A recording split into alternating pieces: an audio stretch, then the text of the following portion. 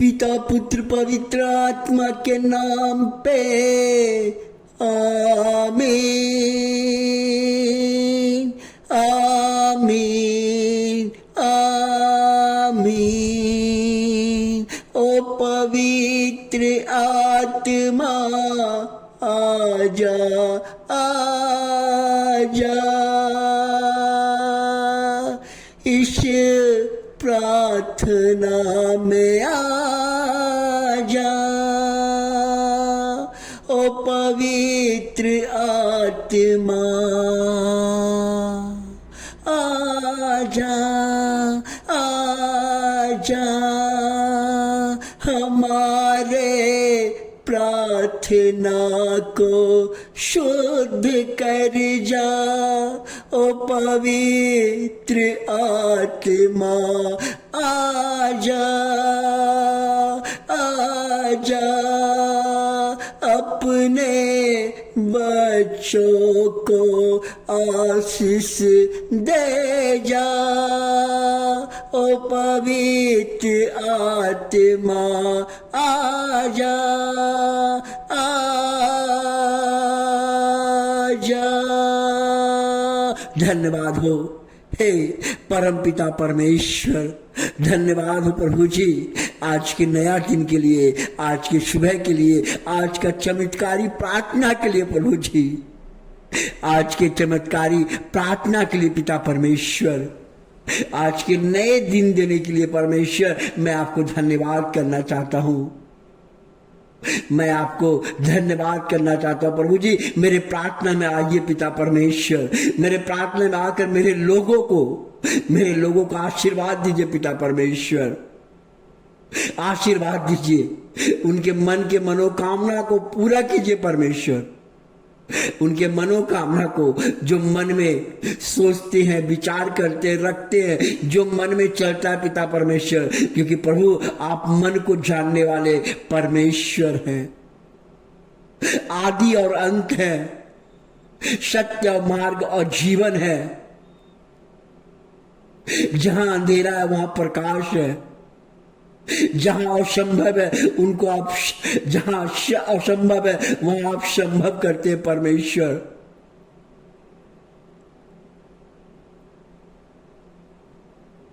सत्य को शिक्षा देने वाले परमेश्वर हैं।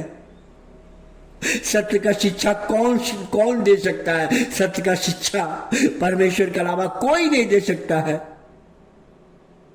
प्रभु जी आज मेरा सवाल है पिता परमेश्वर, मेरी प्रार्थना है पिता परमेश्वर, हमारे लोगों का मन का बदलाव का पिता परमेश्वर।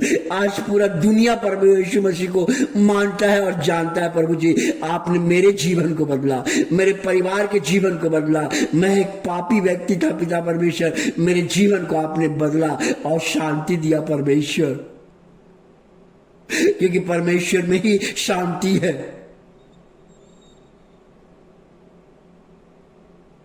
एक दिन प्रभु यीशु मसीह जेरिको से जा रहे थे। जब जेरिको से जा रहे थे तो एक पापी व्यक्ति, एक समाज का, जिसको आप गुंडा कहते हैं, जिसको आप टैक्स कलेक्टर कहते हैं, जो था वो धनी व्यक्ति था। उसको लाइफ में कभी भी ईश्वर का आवश्यकता नहीं होना चाहिए, लेकिन जो धनी व्यक्ति था वो पैसे से धनी था, पूरा गांव में धनी था, वो टैक्स कलेक्ट करता था, उसको कोई चीज के जीवन में कमी नहीं था। लेकिन उसके जीवन में क्या कमी था मुझे मालूम नहीं, लेकिन उन्होंने प्रभु यीशु मसीह को देखने का उनको मन कर गया। लेकिन जब प्रभु यीशु मसीह रास्ते से निकलते थे तो उनको देखना बहुत मुश्किल, क्योंकि झुंड का झुंड उनके पीछे चलता था। लेकिन वो जकेश नाम का एक व्यक्ति, जो धनी व्यक्ति, जिसको ईश्वर की आवश्यकता नहीं था, लेकिन उसके मन में आ गया कि ये कौन व्यक्ति है जो इतना आदमी इसके पीछे चलता है, क्या कारण है, ये क्या करता है, इसके अंदर कौन सा शक्ति है, मैं इसको देखूंगा आज। उसके मन में एक सवाल आ गया कि मैं देख के रहूंगा, मैं उस जीसस को मैं देख कर रहूंगा, उस ईसा को मैं देख कर रहूंगा कि ये कौन है। उसके मन में ये सवाल आ गया। वो बहुत बड़ा पापी था, लोग समाज में उसको गंदे विचार से देखते थे, क्योंकि वो एक रोमी साम्राज्य का टैक्स कलेक्ट करने वाला यहूदी था। और उसके मन में ये सवाल आ गया कि आज मैं देखूंगा यीशु कौन है। लेकिन वो जान के आपका हैरान होगा, लेकिन वो बेचारा बहुत नाटा था। नाटा का मतलब है कि जब भीड़ लगता है तो उसको कोई भी व्यक्ति को एक दूसरे को नहीं देखता। नाटा था, क्या करेगा। उन्होंने प्लान किया, चलो रे बाबा, जाके गुल्लर का पेड़ था, गुल्लर के पेड़ में तुरंत चढ़ गया। गुल्लर के पेड़ में चढ़ने के बाद प्रभु यीशु मसीह अचानक उस रास्ते से गुजरा तो देखता है कि एक भी इंसान, वही जकरीश नाम का व्यक्ति था, गुल्लर के पेड़ में चढ़ के मुझे देख रहा है। यीशु का नजर अचानक उस गुल्लर पेड़ पे पड़ा। बोला, जकेश उतर आ, तू क्यों इतना पेड़ में चढ़ के तू मुझे देखने आया, तू उतर जा। तुरंत वो उतर के आया, कहा कि आज मैं तुम्हारे घर में प्रवेश करूंगा, आज मैं तुम्हारे घर में भोजन करूंगा। ये बात जब प्रभु यीशु मसीह कहा तो लोगों का अचंभा लग गया, ये कौन सा ईश्वर है। ये ऐसा ईश्वर को हमने कभी देखा ही नहीं है कि जो पापी के घर में कहता है कि मैं जाके भोजन करूंगा, पापी के घर में जाके भोजन करूंगा। ये कौन ईश्वर है।